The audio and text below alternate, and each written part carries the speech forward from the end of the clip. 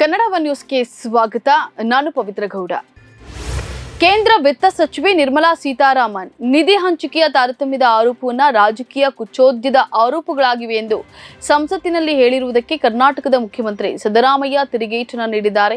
ಈ ಕುರಿತು ತಮ್ಮ ಎಕ್ಸ್ ಖಾತೆಯಲ್ಲಿ ಪೋಸ್ಟ್ ಮಾಡಿರುವ ಸಿಎಂ ಸಿದ್ದರಾಮಯ್ಯ ಹಣಕಾಸು ಆಯೋಗದ ಶಿಫಾರಸುಗಳ ಪಾವಿತ್ರ್ಯವನ್ನ ವಿತ್ತ ಸಚಿವೆ ನಿರ್ಮಲಾ ಸೀತಾರಾಮನ್ ಅವರು ಇಂದು ಲೋಕಸಭೆಯಲ್ಲಿ ಪ್ರತಿಪಾದಿಸಿದ್ದಾರೆ. ಬಜೆಟ್ ಅನುದಾನ ಬಾರದೇ ಇರುವುದು ಇವೆಲ್ಲವೂ ಭಾರತದ ಹಣಕಾಸು ಆಯೋಗದ ಸ್ವಾಯತ್ತತೆ ಎಂಬುದು ಕೇವಲ ತೋರಿಕೆಗೆ ಮಾತ್ರವೇ ಎಂಬ ಪ್ರಶ್ನೆಯೆಡೆಗೆ ಕೊಂಡೊಯ್ಯುತ್ತದೆ ಅಂತ ಹೇಳಿ ಸಿದ್ದರಾಮಯ್ಯ ತಿಳಿಸಿದ್ದಾರೆ.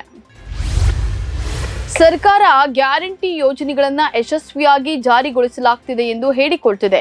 ಅವುಗಳು ಎಷ್ಟು ಜನರಿಗೆ ತಲುಪಿವೆ ಎಂದು ಶ್ವೇತಪತ್ರ ಹೊರಡಿಸಲಿ ಎಂದು ಮಾಜಿ ಸಿಎಂ ಬಸವರಾಜ ಬೊಮ್ಮಾಯಿ ಆಗ್ರಹಿಸಿದ್ದಾರೆ. ಸುದ್ದಿಗಾರರೊಂದಿಗೆ ಮಾತನಾಡಿದ ಅವರು, ಸಿದ್ದರಾಮಯ್ಯ ಅತಿ ಹೆಚ್ಚು ಕಾಲ ಮಾಡಿದ್ದು ಮುಂದಿನ ಬಜೆಟ್ನಲ್ಲಿ ಮತ್ತಷ್ಟು ಸಾಲ ಮಾಡ್ತಾರೆ.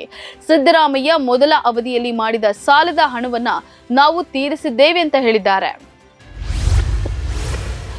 ನಮ್ಮ ಬ್ಲಾಕಿನ ಅಧ್ಯಕ್ಷರು ಅವರ ಧಾರ್ಮಿಕ ಭಾವನೆಗಳಿಗೆ ಅನುಗುಣವಾಗಿ ಒಂದು ಹರಕೆಯನ್ನ ಇಟ್ಟಿದ್ರು. ಅವರ ಹರಕೆಗೆ ಗೌರವ ನೀಡುವುದು, ಕೋಲಕ್ಕೆ ಹೋಗುವುದು ನಮ್ಮ ಸಂಸ್ಕೃತಿ. ಯಾರೋ ಒಬ್ಬ ಸಾಮಾಜಿಕ ಜಾಲತಾಣದಲ್ಲಿ ಗೀಚಿದ್ರೆ 100 ಜನ ನನ್ನ ನಡೆಯನ್ನ ಒಪ್ಪಿದ್ದಾರೆ ಅಂತ ಹೇಳಿ ಸ್ಪೀಕರ್ ಯುಟಿ ಖಾದರ್ ತಿಳಿಸಿದ್ದಾರೆ. ಬಂಟ್ವಾಳ ತಾಲೂಕಿನ ಪನೋಲಿಬೈನ್ನಲ್ಲಿ ನಡೆದ ಕೋಲಾದಲ್ಲಿ ಭಾಗವಹಿಸಿದ ಯುಟಿ ಖಾದರ್ ನಡೆಯನ್ನ ಖಂಡಿಸಿ ಸಾಲೆತ್ತೂರು ಫೈಜಿ ಅಲ್ ಹಮ್ದಾನಿ ಎಂಬುವರು ಫೇಸ್ಬುಕ್ನಲ್ಲಿ ಹಾಕಿರುವ ಪೋಸ್ಟ್ ಕುರಿತು ಪ್ರತಿಕ್ರಿಯಿಸಿದ್ದಾರೆ.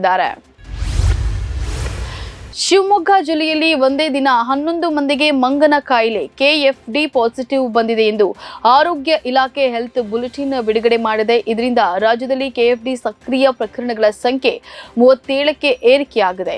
11 ಸೋಂಕಿತರ ಪೈಕಿ 3 ಮಂದಿ ತೀರ್ಥಹಳ್ಳಿ, 8 ಮಂದಿ ಹೊಸನಗರ ತಾಲೂಕಿನವರು ಅಂತ ಹೇಳಿ ತಿಳಿದು ಬಂದಿದೆ. ಜಿಲ್ಲೆಯಲ್ಲಿ ಸದ್ಯ 13 ಸಕ್ರಿಯ ಪ್ರಕರಣಗಳಿವೆ. ಈವರೆಗೂ ಮಂಗನ ಕಾಯಿಲೆಗೆ ಜಿಲ್ಲೆಯಲ್ಲಿ ಒಬ್ಬರು ಮೃತಪಟ್ಟಿದ್ದಾರೆ.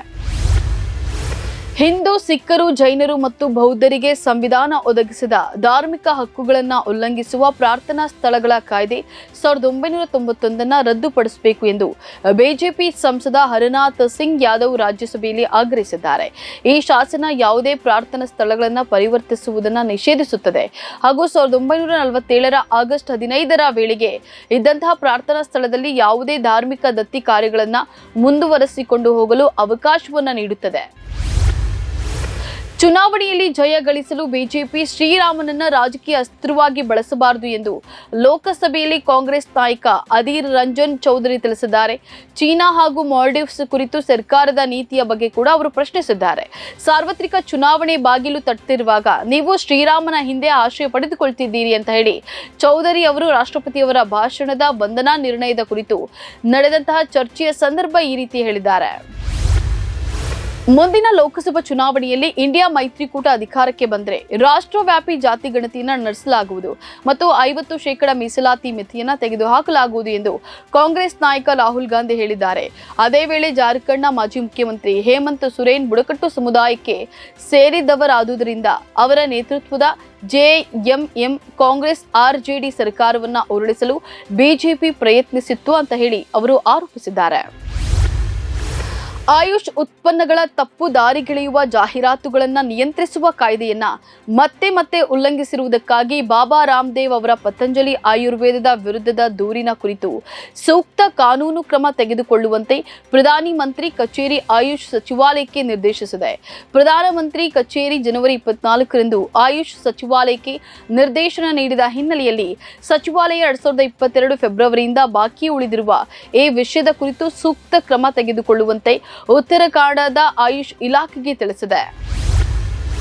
ಹಿಮಾಚಲ ಪ್ರದೇಶದಾದ್ಯಂತ ಹಿಮಪಾತ ಹಾಗೂ ಮಳೆ ಮುಂದುವರೆದಿದ್ದು ರಾಷ್ಟ್ರೀಯ ಹೆದ್ದಾರಿ ಸೇರಿದಂತೆ 645 ರಸ್ತೆಗಳಲ್ಲಿ ನೆನೆ ವಾಹನ ಸಂಚಾರ ರದ್ದುಗೊಳಿಸಲಾಗಿದೆ.